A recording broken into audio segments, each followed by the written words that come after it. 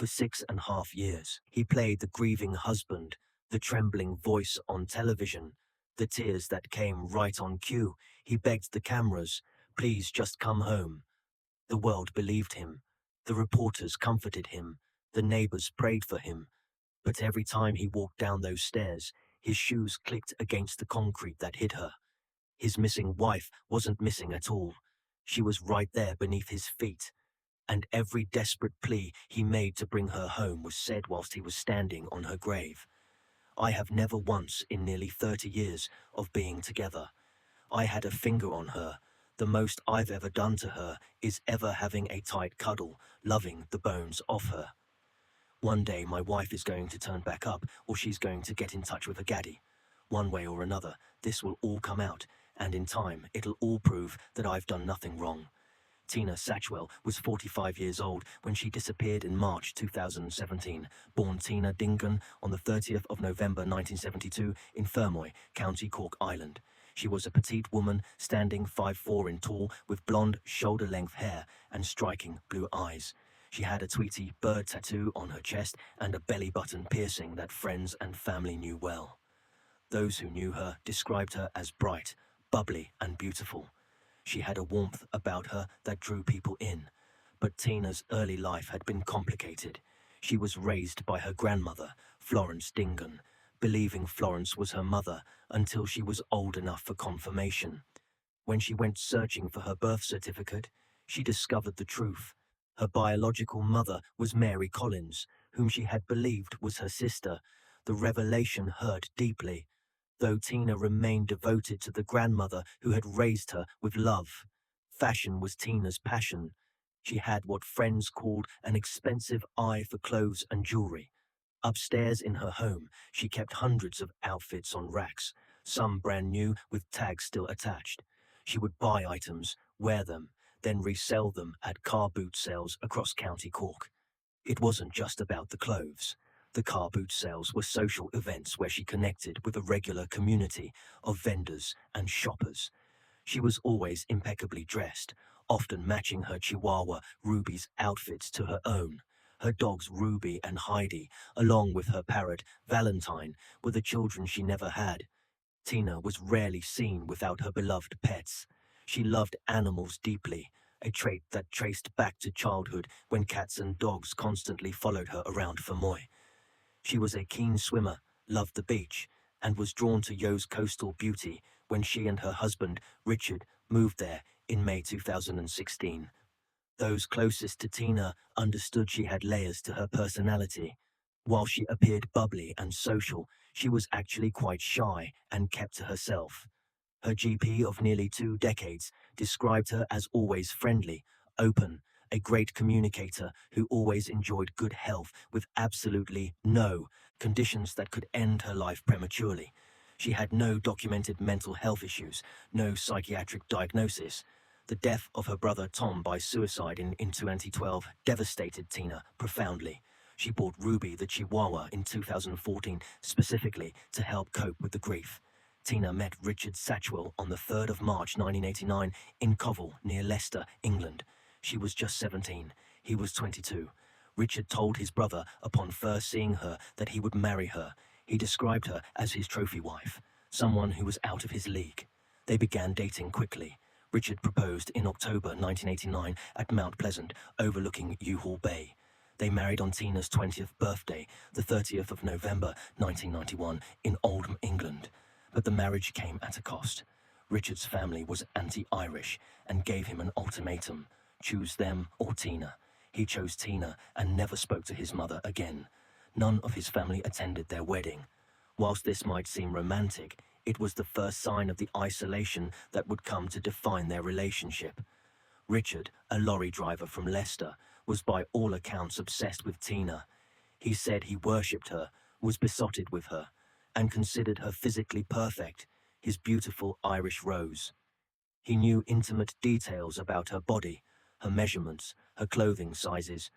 He claimed to run baths for her 7 nights a week with as many suds as possible, towel her off, apply baby oil to her skin, and pedicure her feet.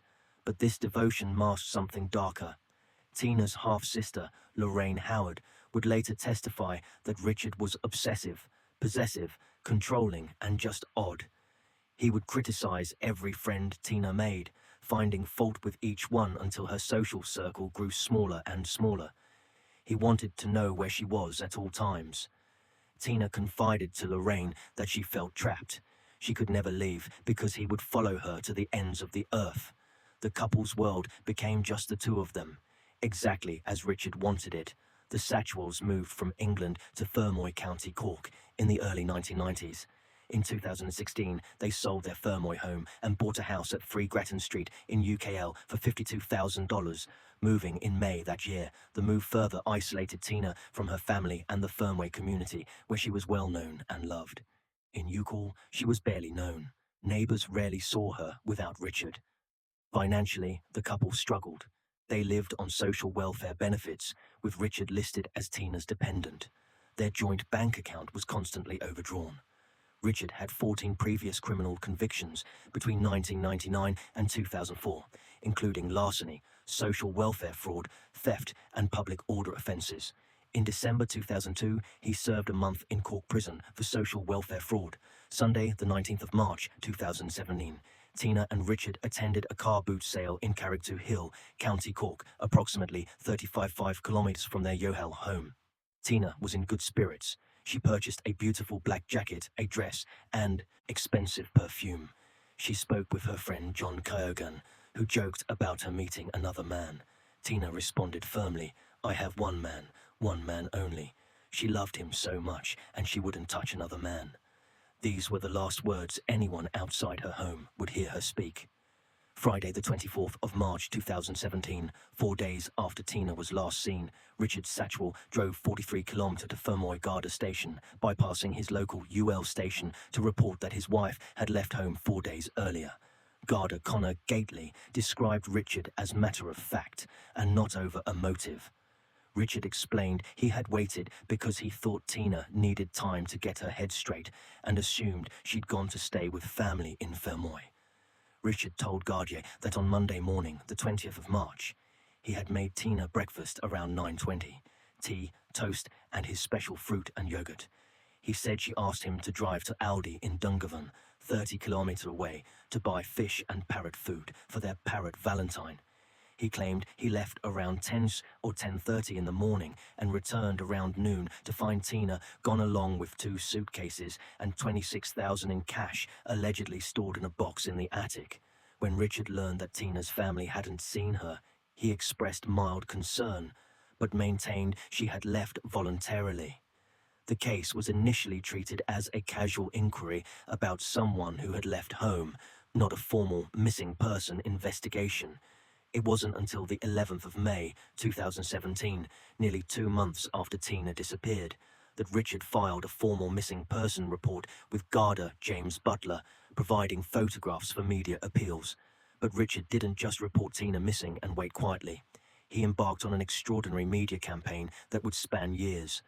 Between June 2017 and March 2018, he gave at least 14 recorded media interviews, making himself uber available to television, radio, and newspaper journalists. He appeared on RTA's Crime Call, Primetime Investigates, TV3 Virgin Media News, Ireland AM, The Ray Darcy Show, Cork's Red FM, and numerous other outlets. His most memorable appearance came on the 25th of July 2017 on RTA Crime Call. In a tearful performance, Richard looked directly into the camera lens and said, "Dina, come home. Is nobody mad at you? My arms are open. The pets are missing you. I just can't go on not knowing. He needed just ring the gas. Let people know that you're all right." To viewers, it seemed like the desperate plea of a devoted husband. Richard told TV3 News on the 14th of July 2017, "I never lifted a finger to her in their 28 years together." He claimed repeatedly that Tina would turn up or get in touch eventually. He said he'd be willing to take a lie detector test, though he refused when actually offered one on live radio, claiming to be feeling tired and unwell.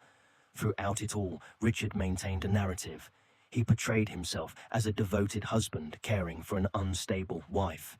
He claims that after her brother Tom's death in 2012, Tina had become increasingly troubled and violent. This narrative was entirely contradicted by family, friends, and medical records. In the days and weeks following Tina's disappearance, Richard's behavior raised eyebrows. On the 30th of March 2017, just 10 days after Tina vanished, he texted her cousin Sarah Howard, offering her a chest freezer. "Sarah, do you want our big chest freezer?" The next day, he advertised it on the Done Deal website. "Large chest freezer, free to take away. Working perfect, just needs a clean."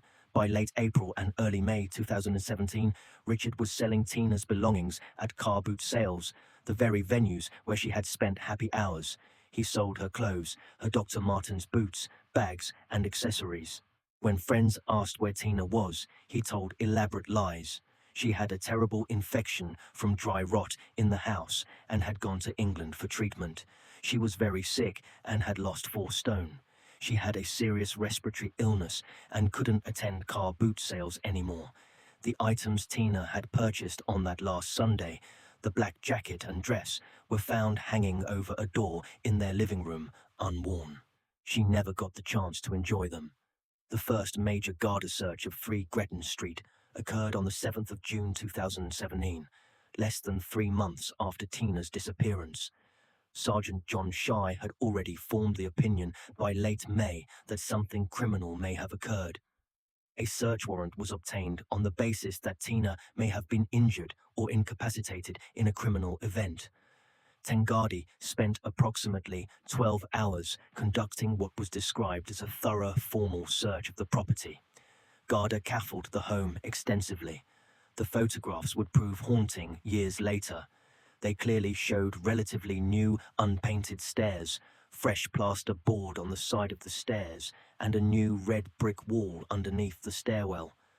Forensic scientist Dr. Edward Connolly used luminol to test for blood throughout the house. The chemical reacts with blood and glows blue, but no traces were found anywhere. Not in the living room, not on the stairs, not in Richard's car. Without blood evidence, and without any other obvious signs of violence, the search team collected some items, including Richard's laptop and mobile devices, but they did not break through the concrete under the stairs. They did not use a cadaver dog. They did not excavate. The house was filthy and unkempt, with dog feces covering floors and furniture, unwashed dishes piled up, and a birdcage that hadn't been cleaned in ages. In the years that followed, Garda conducted extensive searches across County Cork. On the 19th of August 2017, the Garda Water Unit, Irish Coast Guard, and Army personnel searched Youghal Harbour at low tide and Scrubland at Gulf Links Road. In March 2018, a major operation focused on Mitchell's Wood in Castle Martyr. Over 60 trained Garda, Army engineers, and cadaver dogs spent nearly 2 weeks searching the 40-acre woodland site. No fly zone was established, but nothing was found. The investigation pursued over 400 lines of inquiry over the years. There were 60 to 65 reported sightings of Tina in Ireland and abroad. All were investigated, all proved negative. Over 170 witness statements were taken. 100 hours of CCTV footage was reviewed. The investigation seemed to be going nowhere. Then, in August 2021, everything changed. Superintendent Anne-Marie Toomey was appointed Senior Investigating Officer, her first time in this role. Along with Detective Garda Dave Kelleher as Incident Room Coordinator, a fresh team from Cork North and West Division began a comprehensive cold case review. They re-examined all 400 lines of inquiry. They reviewed all CCTV footage again. They reanalyzed the 170-plus witness statements. And most importantly, they finally examined the digital devices seized back in 2017. The laptop seized in 2017 had sat unexamined for years. When Detective Garda Dave Kelleher finally analyzed it in late 2021, he found something chilling. On Friday, the 24th of March 2017, 4 days after Tina's disappearance, and the same day Richard reported her missing, someone had searched for quicklime on the laptop at 9:08 in the evening. They watched a YouTube video titled "Quicklime and Water Reaction Twice." Quicklime is a substance used in building, but it's also known to aid decomposition and suppress odor in mass burials. Mobile phone data extracted in February 2022 provided the second breakthrough. CCTV footage from Youghal Post Office showed Richard collecting social welfare at 11:10 on the morning of the 20th of March. Not in Dungan, as he claimed, but in Youghal. Mobile phone location data proved he returned home immediately afterwards and remained there from approximately 11:10 until 12:50. This 100-minute window contradicted everything Richard had said about his movements that morning. Location data proved Richard had been home during the time he claimed to be shopping in Dongovan. The text offering Sarah Howard the freezer was found. Email and phone records established a timeline that contradicted virtually everything Richard had claimed. By February 2022, Superintendent Toomey had formed the conclusion that Tina Satchwell was not a living person and had met with death via unlawful means, but they still didn't have a body. In September 2022, Saru Toomey commissioned Dr. Nay McCullough, a forensic archaeologist specializing in the search and recovery of concealed human remains, to review the case. Dr. McCullough's report submitted in September 2023 was the final piece. She noted that research shows domestic homicide perpetrators commonly create false narratives and file misleading missing person reports. Female victims of domestic homicide are typically disposed of closer to home than male victims, most within 1 kilometer. The structural changes to the Satchwell home, visible in the 2017 photographs, were red flags. She recommended an invasive search using ground-penetrating radar and cadaver dogs. On the evening of the 10th of October 2023, Guardia arrived at 3 Grayton Street with building contractors, excavators, and a full forensic team. Richard Satchwell was arrested on suspicion of murder at 5 in the evening. The search began in earnest with a cadaver dog named Fern, a Springer Spaniel, and her handler. Fern showed immediate interest in the area under the stairs. Detective Gorda Brian Barry, a ballistics and forensics expert, noticed something crucial. The red brick wall under the stairs looked like it was built by someone who didn't know how to build walls. Using strong lights, the team examined the area closely. They lifted the old 70s-style linoleum flooring and immediately saw what they were looking for. A rectangular patch of different-colored concrete, visibly newer than the surrounding floor. Around 9 in the evening, on the 11th of October 2023, they broke through the concrete with jackhammers. At approximately 64 centimeter depth, they found black plastic sheeting. The excavation stopped immediately. The forensic archaeologist was called. The next morning, a human hand was uncovered. Then gradually, carefully, the full burial was excavated. At 11:30 on the morning of the 12th of October 2023, Assistant State Pathologist Dr. Margot Bolster arrived at the scene. By noon, Richard Satchwell was rearrested, this time at a bus stop in Youghal. That evening, he was charged with murder. When the charge was read to him, he gave a cryptic reply. Guilty or not guilty, the remains were taken to Cork University Hospital. On the 13th of October 2023, dental records from Tina's Fermoid dentist confirmed what everyone already knew. The body buried under the stairs for 2,396 days was Tina Satchwell. Her Tweety bird tattoo was still visible on her chest. In the left pocket of her dressing gown was her wallet containing her public service card and various store loyalty cards. After Tina's body was discovered, Richard's story changed dramatically. He provided a new narrative to Guard E. He claimed he came in from the garden shed and found Tina at the bottom of the stairs scraping plasterboard with a chisel. He said Tina flew at him with the chisel, trying to stab him in the head. He fell backwards with Tina on top of him. To defend himself, he grabbed the belt of her dressing gown and held it at her neck until she got heavier. Within seconds, she fell limp and died in his arms. He claimed he held her body for 20 to 30 minutes whilst their dogs, Ruby and Heidi, licked at her. He laid her on the couch initially, leaving her there for a day or two. When the dogs kept going to her body, he moved it to the chest freezer in their garden shed on the 22nd or 23rd of March. The freezer was unplugged. He was using it for storage, not refrigeration. Richard said he then began digging under the stairs in their sitting room. He said he worked like a robot on automatic. The digging took from light until dark, leaving all his knuckles bleeding by the time he finished. The grave was unusually deep for a clandestine burial, 64 to 84 centimeters over 2 and 1 or 2 ft in sandy soil. On the 26th of March, 2017, Mother's Day Sunday, Richard said he retrieved Tina's body from the freezer and buried her. She was wrapped in black plastic sheeting that they had used as ground covering at car boot sales. Her body was positioned face down, and she was still wearing her dressing gown over her pajamas. The dressing gown belt was wrapped around her in a very unusual position over the left side of her neck, under her right shoulder and arm, under her body, then knotted on the front of her chest. It was not threaded through the dressing gown loops. Richard claimed he wanted to bury her with dignity. He said he went to buy roses, but could only find tulips because it was Mother's Day. He threw the flowers into the grave. They were never found. He claimed he placed her wedding ring in the pocket of her bathrobe so she would know the hand that killed her was also the hand that loved her. The ring was never located. He filled the grave with soil, then poured approximately 1 heatrum over 3 FD of concrete over it. He later built a red brick wall alongside the stairs and installed new plasterboard to conceal the area. Richard Satchwell's trial began in late April 2025 at the Central Criminal Court in Dublin. The trial lasted 23 days, with testimony from over 50 witnesses. Richard pleaded not guilty to murder. Lead prosecutor Geraldine Small characterized Richard as an arch manipulator who was shamelessly brazen to the very end. The forensic evidence was compelling. Dr. Margaret Bolster found no fractures anywhere on Tina's skeleton. The quick lime search 4 days after Tina's disappearance was damning evidence of consciousness of guilt.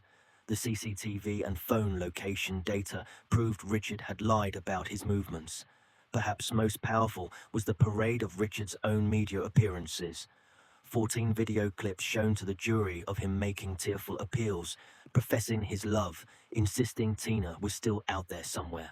Defense counsel Brendan Green argued lack of intent. Richard exercised his right not to testify. The jury began deliberating on the afternoon of Tuesday, the 27th of May, 2025. They deliberated for a total of 9 hours and 28 minutes. 3 days later, at approximately 12:25 on Friday, they returned with a verdict. Guilty of murder, unanimous. Richard showed no emotion. Behind him, Tina's family wept. Mr. Justice Paul McDermott imposed the mandatory sentence for murder, life imprisonment. Outside the Central Criminal Court after the verdict, Sarah Howard spoke for the family. Tina was a kind, loving and gentle soul who loved her animals like they loved her, and that's the way we want her remembered. Today, as a family, we finally have justice for Tina. When Tina's remains were discovered in October 2023, over 200 people attended a vigil in Youghal. Many brought their dogs in tribute to Tina's love of animals.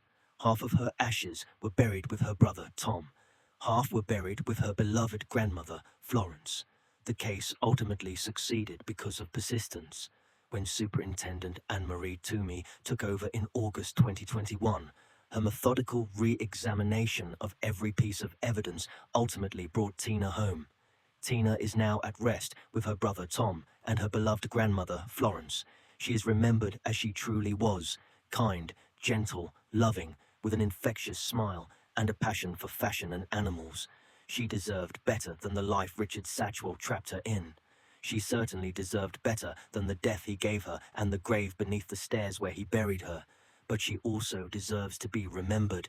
And now, thanks to her family's courage in speaking out, she will be given